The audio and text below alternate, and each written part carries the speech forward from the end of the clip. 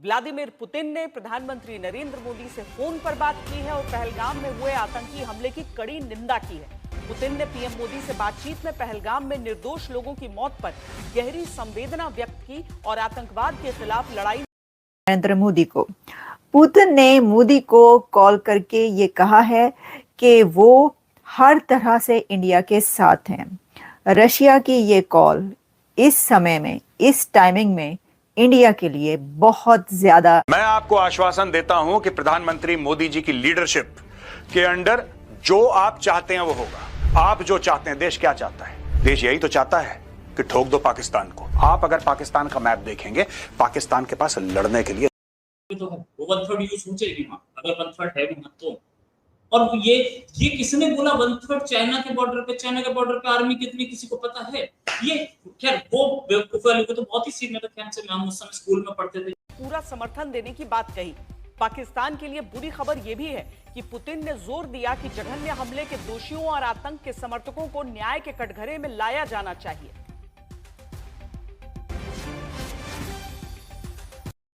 अहमियत की हामिल है क्योंकि इससे पहले बहुत कुछ हो चुका है। सबसे पहले आपको बताएं कि प्रेसिडेंट पुतिन की तरफ से प्राइम मिनिस्टर नरेंद्र मोदी को यह कहा गया है कि परपिट्रेटर्स, इसीलिए हमारे जितने भी कस्टम्स की अथॉरिटीज हैं वो इसी बात पे नजर लगाए बैठे हैं कि पाकिस्तान कहीं चोर दरवाजे से भारत को माल तो नहीं बेच रहा। इससे ज्यादा तुम लोगों की लॉटरी का भी खुल सकती है। गजवाए हिंद करने का मौका है। जब गजवाए हिंद करने का मौका आया तुम रूसियों के पैर पर। तो फ्राइडे टाइम्स के एडिटर थे। ये सारे लोग दलाली बहुत अच्छी करते, मतलब सरकार से काम करवाना बिजनेसमैन की और उसमें अपनी दलाली खाना। ये नजम सेठी हो या कोई और। जय हिंद दोस्तों। तो रशियन राष्ट्रपति जो है पुतिन, वो जो कॉल पे बात हुई मेरे पीएम मोदी के साथ, और वो ये कहे हैं कि जो हम आपके साथ हैं, हम आपके पूरे समर्थन में हैं, आपके पाकिस्तान के साथ जो करना है कीजिए, क्योंकि पाकिस्तान जो पहलगाम हमले में जो किया है वो देख के पुतिन का भी बहुत बुरा लगा होगा। और ये देख के जो पुतिन है वो भारत के साथ पूरा दे दिया है। हालांकि जो रशिया का मेरा राष्ट्रपति है पुतिन, वो और मेरे पीएम जो उसका ऐसे ही बॉन्डिंग बढ़िया है, दोस्ती बहुत अच्छा है हमारे रशिया के साथ। और कहो तो साथ देना भी चाहिए रशिया को भारत के साथ। और भारत तो ऐसे ही कहो तो पाकिस्तान का हाथ हुआ टाइट कर दिया है, हवा टाइट कर दिया है पाकिस्तान का हाल ऐसे ही बहुत बुरा हो चुका है अभी, और भी ज़्यादा बुरा होने वाला है। देखो जब भारत के जब पाकिस्तान को जब अटैक होगा तो पाकिस्तान का हाल क्या होगा। पाकिस्तान ऐसे ही पूरा सदमे में है कि हम क्या करें, और राशन वगैरह जुगाड़ कर रहा है कि अब हमारा जो अटैक होगा उसके बाद हमारा क्या हाल होगा। कारण जो अभी से वो लगा हुआ है राशन का जुगाड़ में, खाने पीने के जुगाड़ में लगा हुआ है पाकिस्तान। चलिए पहले वीडियो देखते हैं, उसके बाद बात करते हैं। प्लानर्स को सजा दी जाए, को पनिश किया जाए। हम इससे इत्तेफाक करते हैं, हम आपके साथ हैं। और साथ ही नरेंद्र मोदी साहब ने प्रेसिडेंट पुतिन को इनवाइट किया इंडिया के विजिट के लिए, जिसको प्रेसिडेंट पुतिन ने एक्सेप्ट कर लिया। लेकिन रशिया की तरफ से पूरी तरह बैक किया गया है इंडिया को पहलगाम के वाक़े पर। और प्रेसिडेंट पुतिन ने ये कहा है कि आप जो कह रहे हैं हम वो समझते हैं कि वो सही है, और हम आपके साथ हैं इस मुश्किल घड़ी में, और हम आपके स्टैंड के साथ स्टैंड करते हैं। अब ये इतना अहम क्यों है? क्योंकि आप ये कहेंगे कि रशिया और इंडिया तो हमेशा से बहुत अच्छे दोस्त हैं, बहुत क्लोज पार्टनर्स हैं, अलाइज हैं, तो फिर ये तो होना ही था। नहीं, इसकी वजह ये है कि अब से कुछ घंटे पहले पाकिस्तान के जो एम्बेसडर हैं रशिया में, खालिद जमाली, उन्होंने वहाँ पर एक इंटरव्यू दिया। और इंटरव्यू देते हुए उन्होंने ये कहा कि इंडिया के साथ पाकिस्तान का जो इस वक्त चल रहा है, तो अगर इंडिया हमला करता है पाकिस्तान पर तो पाकिस्तान के पास जो भी ऑप्शंस हैं उन सब को इस्तेमाल किया जाएगा। और इसमें उन्होंने न्यूक्लियर चॉइस का भी जिक्र किया कि हाँ, एटमी हथियार भी इस्तेमाल किए जा सकते हैं। अब देखिए, एम्बेसडर जो है वो ये बात कर रहा है। कहा जा रहा है कि ये उन्होंने जो है वो इसीलिए इंटरव्यू दिया था ताकि वो ये बात कह सकें रशिया में रहते हुए।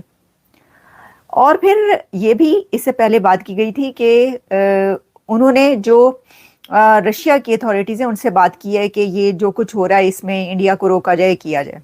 अच्छा, इससे पहले आप जानते हैं कि सरगेई लारोव ने बात की थी external affairs minister doctor Jaishankar के साथ। और उसके बाद डॉक्टर जयशंकर ने ये कहा था कि यही परपिटेटर्स एंड जो बैकर्स हैं उनको नहीं छोड़ा जाएगा। जो सरगई हैं उन्होंने कहा था कि अगर आप चाहें तो हम बीच में करवा सकते हैं डिप्लोमेसी से, अगर आप करना चाहते हैं, अगर आपकी मर्जी है, वरना आपकी मर्जी। और दुनिया भर के और ग्रुप्स, चाहे वो अलकायदा हो, चाहे वो इस्लामिक स्टेट हो, ये सारी की सारी चीजें पाकिस्तान ने करवाई। लेकिन आखिर पाकिस्तान ऐसा करवाता क्यों है? उसको क्या फायदा है यार? क्यों करवाएगा पाकिस्तान ऐसा? ठीक है, जिहाद है, लेकिन उसका एक स्ट्रेटेजिक एम भी तो होगा। जिहाद तो एक आइडियोलॉजिकल एम हो सकता है, लेकिन उसके पीछे स्ट्रेटेजिक थॉट प्रोसेस क्या है? अगर आप पाकिस्तान को देखेंगे दोस्तों, तो पाकिस्तान ये है, दिस इज पाकिस्तान। ये एक लंबा सा ऐसा है पाकिस्तान शेप में। अगर आप ये देखेंगे, पाकिस्तान बहुत नैरो है, पाकिस्तान बहुत नैरो है। और दोस्तों यही नैरोनेस जो है पाकिस्तान की, राइट, यही जो इसकी ब्रेड्थ कम है पाकिस्तान की, जो इसकी चौड़ाई कम है पाकिस्तान की, लंबाई काफी है, चौड़ाई जो पाकिस्तान की कम है, ये पाकिस्तान के लिए सबसे बड़ा नासूर है। पाकिस्तान इसी को देख के डरता है। तो अगर पाकिस्तान अपना इलाका नहीं बढ़ा सकता, जाहिर सी बात है अपना इलाका तो नहीं बढ़ा सकता, क्योंकि यहां पे इंडियन आर्मी है, यहां पे तालिबान है, ये अपना इलाका तो नहीं बढ़ा सकता, तो करेगा क्या भाई? ये अपना इलाका नहीं बढ़ा सकता तो ये अपना इन्फ्लुएंस बढ़ाएगा, राइट, अपना इन्फ्लुएंस, अपना रसूख बढ़ाएगा। तो यहां पे उसको ये पता है कि अगर यहां पे लड़ाई होगी तो यहां पे लश्कर तैयबा और जैश ए मोहम्मद इंडियन आर्मी से लड़ेंगे और पीछे से इंडियन आर्मी को परेशान करेंगे। पंजाब के इलाके में क्या होगा? खालिस्तानी आतंकवादी, ये उसकी सोच थी। यहां पे अगर कुछ होता है यहां पे, तो ये इस तरीके से लड़ाई, आपको लड़ाई लड़ने के लिए जमीन चाहिए। और आप अगर पाकिस्तान का मैप देखेंगे, पाकिस्तान के पास लड़ने के लिए जमीन नहीं है। इसलिए पाकिस्तान, थोड़ी सी चीज होती है, Indus water treaty is in abeyance, we will declare nuclear war. आपने देखा है, झट से न्यूक्लियर वॉर के बारे में पाकिस्तान बात करता है, 2 सेकंड नहीं लगते उसको, nuclear war, nuclear war, nuclear war. क्यों? क्योंकि पाकिस्तान को पता है कि अगर यहां से एक बार इंडियन आर्मी घुस गई तो पूरा गुड नाइट बोल देगी पाकिस्तान के 2 टुकड़े। इसीलिए हर चीज के अंदर न्यूक्लियर की धमकी दो कि अगर तुम इतना भी घुसे तो हम दिल्ली को बर्बाद कर देंगे, हम हर जगह बम मार देंगे, कलकत्ता से लेकर बंबई से लेकर बैंगलोर से लेकर हैदराबाद, चेन्नई, हर जगह दिल्ली को हम बिल्कुल आग ही आग कर देंगे। पूरे भारत में एक जिसको कहते हैं कि घास का तिनका तक नहीं उगने दे। ये सारा का सारा ड्रामा पाकिस्तान करता है।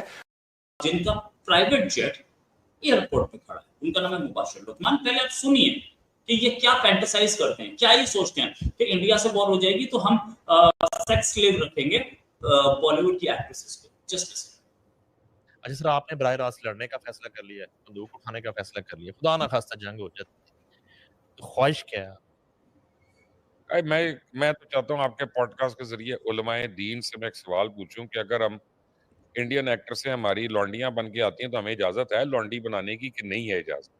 तो उसमें भी कोई आपकी चॉइस है? वो काफी है, लेकिन आप उसको छोड़ दें। नहीं तो सर, मैंने घर भी तो जाना है अपने यार। नहीं वो देखें, ये तो वो आए ना माले गनीमत, तो उसमें देखिए मैं आपको एक बात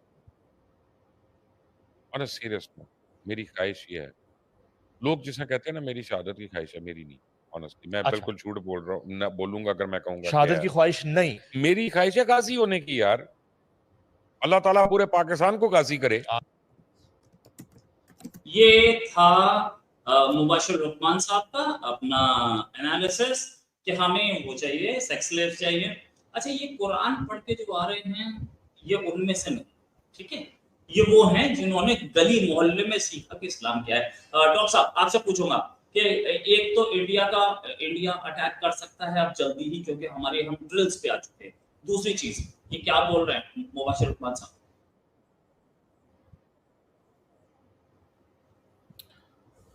पता नहीं दादा, ये इंटरनेट का प्रॉब्लम है मेरी तरफ से, आपकी तरफ से मुझे समझ में नहीं आ रहा, लेकिन मुझे आपका प्रश्न ये सुना है कि आप ये पूछना चाह रहे हैं कि मुबशिर लुकमान ने क्या बोला। तो मुबशिर लुकमान ने यही बोला जो इस्लाम में उसको शिक्षा मिलती है। अब चूंकि उसने क्वेश्चन उलमाए दीन से पूछा है तो आपको दीन पे तो जाना पड़ेगा ना। तो दीन की ये शिक्षा है, उस दीन की शिक्षा को वो कह रहा है स्लेवरी बनाना, नॉन मुस्लिम औरतों को, ये जो है नॉन मुस्लिम महिलाओं को मनुष्य नहीं समझना, ये सब तो पार्ट ऑफ देयर आइडियोलॉजी है। ये वो लोग हैं, ये साले वो हैं जो अपनी बाप दादा को नहीं पहचान रहे। तुम कन्वर्ट होकर के तुम अरबी बन गए हो, 2 कौड़ी की औकात नहीं है तुम्हारी अरबों के आगे। तुम तो अब देखी नहीं ये वीडियो, तो कहो तो रसिया जो है वो तो भारत के साथ आ ही गया है। भारत तो है वो पाकिस्तान का तो बुरा हाल कर ही दिया है, और भी ज़्यादा बुरा हाल होने वाला पाकिस्तान का। देखो क्या होता है पाकिस्तान में। तो इसके बारे में क्या ओपिनियन अगर आए है, देखो राय दे। और चलिए मिलते हैं नेक्स्ट वीडियो में, तब तक के लिए जय श्री राम, जय हिंद।